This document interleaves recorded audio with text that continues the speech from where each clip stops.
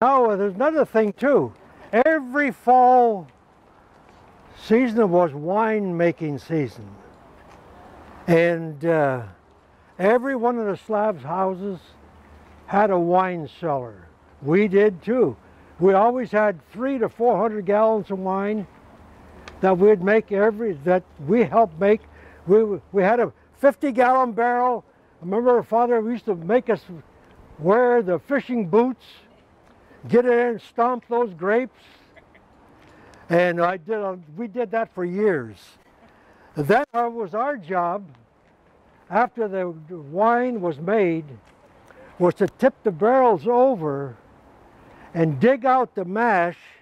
Then we would dig holes we had this whole back of our lot in garden. And that was the fertilizer. We'd dig a hole down about a foot. Well, after we got emptying 1 or 2 barrels, I tell you, we could hardly make it up the stairs. The alcohol was taking its effect. And my dad always made white lightning. And he did this at night. We had a coal and wood stove at that time. And I noticed, I could see when he's getting ready to do this, he would save the best mash. My mother had the big old copper tubs that they used to wash clothes in and boil clothes.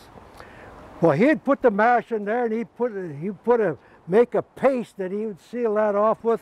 He had a tube that went into the top of that and right alongside the stove. Now this copper thing is sitting on the stove. It's got to have the heat to generate the steam. So he had this barrel, and on the bottom of the barrel there was a spigot, and he had this one. I remember the bottle was about this high, and he had the position where that drop would hit that spot and just drip, drip, drip. So he would always get about 4 or 5 bottles of that stuff. But everyone around here did the same thing. And we used to have delivered to our house from a fellow in Georgetown who brought the grapes from California by the trainload. We'd have 150, 60 boxes delivered here. We'd shove them off down into the basement. Then it was our job, after the grapes were smashed, was to take all those boxes apart, take the nails out,